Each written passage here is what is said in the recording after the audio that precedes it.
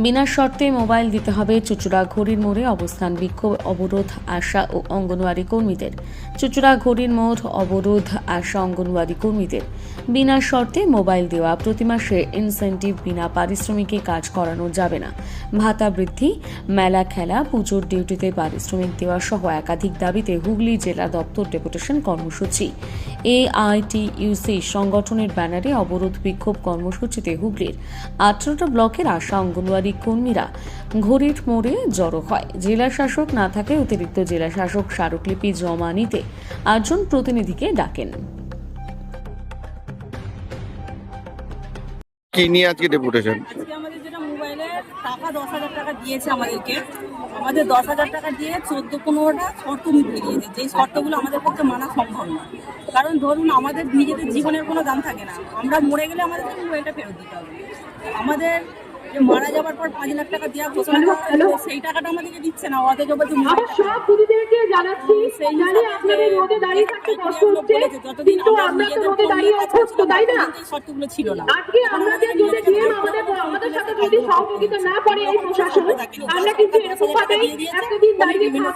আজকে কি ডেপুটেশনে সহযোগিতা করছি? মেল করা ছিল, জানানো ছিল, আমরা অফিসে গিয়েছিলাম, আমরা বলেছিলাম ওনার পরিবার যদি এটিএম নেয় তাহলে আমরা সেখানে ডেপুটেশন দিয়ে চলে যাবো। ওনারা কোনো সহযোগিতা করছে না, ওরা ডেপুটেশন নেবেন না বলে দিচ্ছে।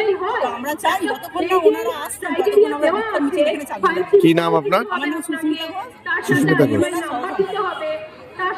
বা কতটা সমস্যা আমি নিজের ব্যক্তিগত যেখানে কাজ করি, যে এলাকায় কাজ করি, এলাকার পক্ষ থেকে কোনো রকম সমস্যা নেই, কিন্তু SIR এর কাজে প্রচণ্ড চাপ। যেমন এই ডিস্ট্রিবিউটের ক্ষেত্রে আপনারা দেখেছেন যে এত ভোটারের কাছে প্রত্যেকটা বাড়ি বাড়ি গিয়ে ফর্ম ডিস্ট্রিবিউট করা, এটা তো ভীষণই চাপের ছিল। যাদের 600 ভোটার আছে বা যাদের 1400 ভোটার আছে, সেখানে 2টো করে BLO দেওয়া হয়েছে, এরকম না, DO দেওয়া হয়েছে, এরকমও না। সবেই এখন কালেকশনের কাজে বা ডেটা এন্ট্রির কাজে সমস্যা হচ্ছে বলে নির্বাচন কমিশন একটা সিদ্ধান্ত নিয়েছে। তাও এখনো পর্যন্ত আমাদের কাছে সেই অর্ডার কপি আসেনি যে DO এখনো পর্যন্ত নেওয়া হবে। যাদের 1400 ভোটার তাদের ক্ষেত্রে, 600 ভোটার তাদের শুধুই BLOই সমস্ত কাজটা করবে। তো এই যে ডাটা এন্ট্রির ক্ষেত্রে আমাদের প্রচণ্ড সমস্যা হচ্ছে, প্রায় রাত্রি 3টে-4টে পর্যন্ত জেগে আমাদের কাজ করতে হচ্ছে। তারপরে এই যে অ্যাপসটা খুবই গন্ডগোলের অ্যাপস, যে অ্যাপসের মধ্যে দিয়ে কোনো রকম কাজ করা যাচ্ছে না। মানে এটাতে তো আপনাদের মানসিক চাপও বাড়ছে, ভীষণ একটা সময় বেঁধে দেওয়া হয়েছে। এটা রীতিমতো আমাদের যে হোয়াটসঅ্যাপ গ্রুপ আছে, সেই গ্রুপে আমরা প্রতিনিয়ত মেসেজ ঢুকছে, এরও দিচ্ছেন, সুপারভাইজার দিচ্ছেন যে আজকের মধ্যে এত ডিস্ট্রিবিউট করতে হবে, এত SIR ফর্ম আপনারা কালেক্ট করেছেন, রিপোর্ট দিতে হবে। এই একটা চাপ রয়ে গেছে যে ফোনে আপনারা এতটা আপলোড করেছেন, এই রিপোর্ট দিতে হবে, এই একটা চাপ আমাদের প্রতিদিনই থেকে আছে। যতই কেউ বলুক না কেন, চাপ নেই, সুষ্ঠুভাবে কাজ হচ্ছে, চাপ আছে। SIR এই যত পর্যন্ত হয়েছে এরপর স্থগিত করে দেওয়ার জন্য আবেদন চিঠি দিয়েছেন মুখ্য নির্বাচন কমিশনারকে মুখ্যমন্ত্রী, কি বলবেন? না, SIR বন্ধ হোক, এটা আমিও ব্যক্তিগতভাবে পক্ষপাতী নয়, ঠিক আছে, সঠিক তথ্য উঠে আসুক, এটাই আমরা চাইবো। তবে সবটাই একটা সময় সাপেক্ষ। যে কাজ 3 বছরের করার, সেই কাজ যদি 1 মাসে তুলতে চাই, সেখানে তো একটা চাপ প্রত্যেকেরই থেকে যায়, এটা তো আপনারাও বুঝতে পারছেন। আপনি কোন এলাকার BLO? আমি 187 2 নম্বর পার্টের BLO। মানে চাপদানি বিধানসভার 2 নম্বর পার্টের BLO। আমার নাম শ্রাবণী সরকার। সেটা কি আরো এক্সট্রা চাপ হয়ে গেছে আপনাদের? অবশ্যই এক্সট্রা চাপ। আমরা যেমন ডিপার্টমেন্টে কাজ করি, ICD সুসংগত শিশু বিকাশ সেবা প্রকল্পের আন্ডারে যেরকম আমরা কাজ করি, এটা নির্বাচন কমিশনের আন্ডারে আমরা কাজ করছি। সেখানে যে কি প্রচন্ড চাপ, রীতিমতো আমরা নিউজ চ্যানেলগুলো আপনারা দেখতে পাচ্ছেন। আমি নিজে একজন BLO, 187 2 নম্বর পার্টি। এবং বিষয়টা হচ্ছে, এখন যেভাবে আমাদের মোবাইলে কাজ করতে হচ্ছে, প্রতিদিন আমাদের ভোটার যে আমাদের আছে আর কি, কারো 600, কারো 700, কারো 1400, কারো 1100, এই যে এত ভোটার এবং একজন BLOকে দিয়ে সমস্তটা কাজ করানো হচ্ছে, এই যে নির্বাচন কমিশনের একটা সিদ্ধান্ত, তাতে BLOরা প্রচন্ড চাপের মধ্যে আছে এবং মানসিকভাবে ভীষণভাবে তারা একটা চাপের মধ্যে আছে। হাজার পপুলেশনে যারা কাজ করছে, তাদের পুরো এলাকায় এই যে ফর্ম ডিস্ট্রিবিউট হয়ে গেল, তারা যে কতখানি দায়িত্ব নিয়ে এই ফর্ম ডিস্ট্রিবিউট করেছে, সেটা মুখে হয়তো বলে বোঝানো যাবে না সেই চাপটার কথা।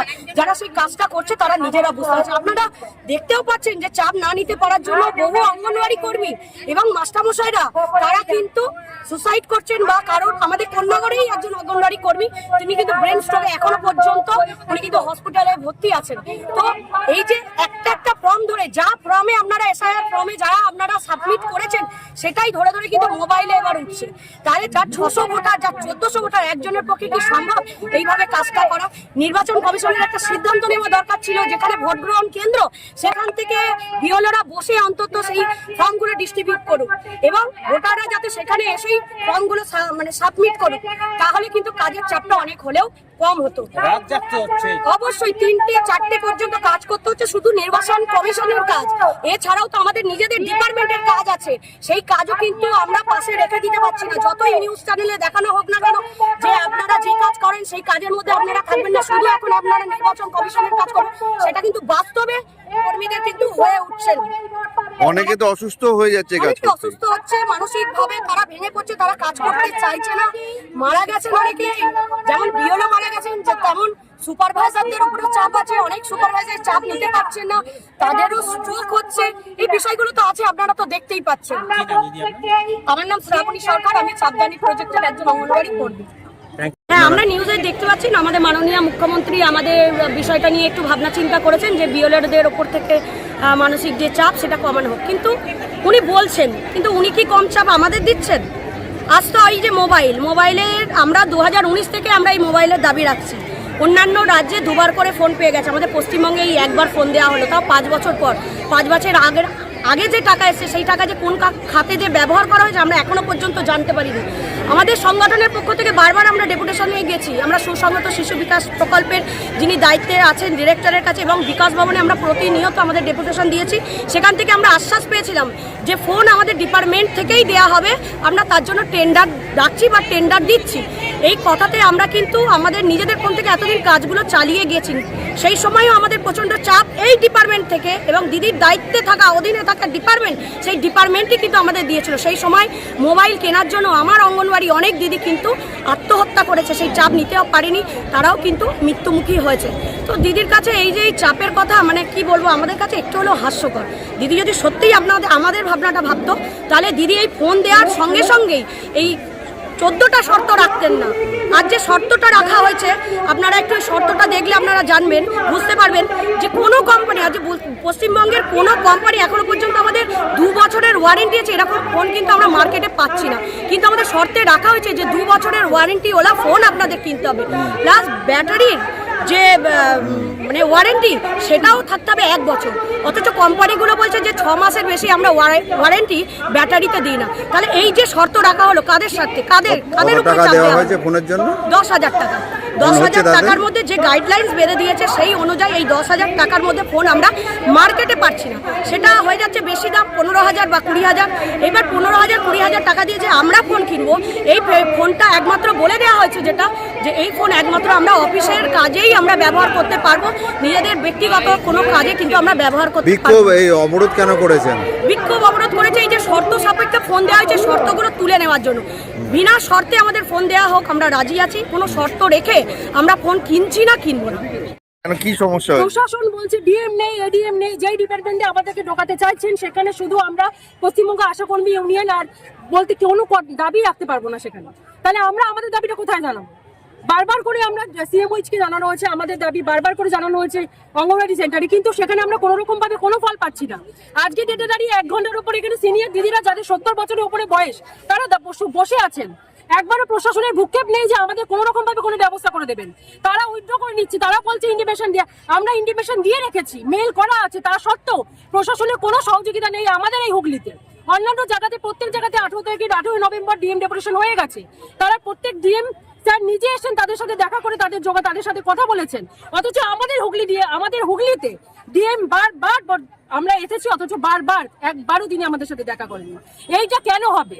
হুগলি ডিস্ট্রিক্টে এটা কেন হবে? কেন হুগলি ডিস্ট্রিক্টে কেউ কাজ করে না? আমাদের কোনো দাবি মানা যায় না? আমরা কি এতটাই অচ্ছুত বা এরকম যে আমাদের সাথে কথা বলা যাচ্ছে না? একটা মোবাইলে 10,000 টাকা দিয়ে তার উপরে 14খানা ফিরিস্তি চাপিয়ে দিয়েছে, ইয়ার কি হচ্ছে? 14খানার দাবি মানা সম্ভব? যে দিদিটা মারা যাচ্ছে 5 লাখ টাকা সে পাচ্ছে না, মরে গিয়ে সে মোবাইলটা ফেরত দিয়ে যাবে? ইয়ার কি হচ্ছে এগুলো? আর সেখানে দাঁড়িয়ে এই আশা দিদিদের অঙ্গনারীদের কথা আজকে ডিএম স্যার শুনতে পাচ্ছেন না। তাহলে কিভাবে আমরা কিভাবে এটাকে এগিয়ে নিয়ে যাব বলুন?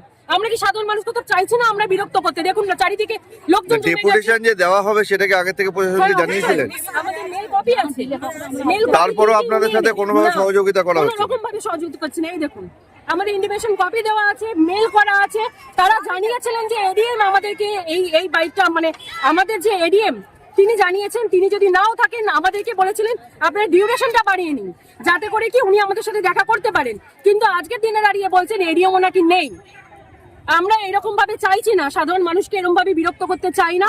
আমাদের কাজ আছে, আমরা রোদে ঝড়েই কাজ করি। এই আজকে যখন ডেপুটেশন দিতে পারছেন না, কি করবেন পরবর্তী? আমরা এখানে অবস্থান বিক্ষোভ চালিয়ে যাব যতক্ষণ না দেখা করবেন। যদি আমাদের সংগঠনের বা আমাদের আইসিডিএস সিএম উইথ স্যার বা আমাদের যে শুনতে পারে, যে দায়িত্বে আছে, তাকে যদি আমাদের সাথে কথা বলতে না দেওয়া হয় আমাদের এই বিক্ষোভ চলবে। কি নাম আপনার? Shampa Mahato, Shampa Mahato. AIUTC state member এবং হুগলি ডিস্ট্রিক্টের সেক্রেটারি।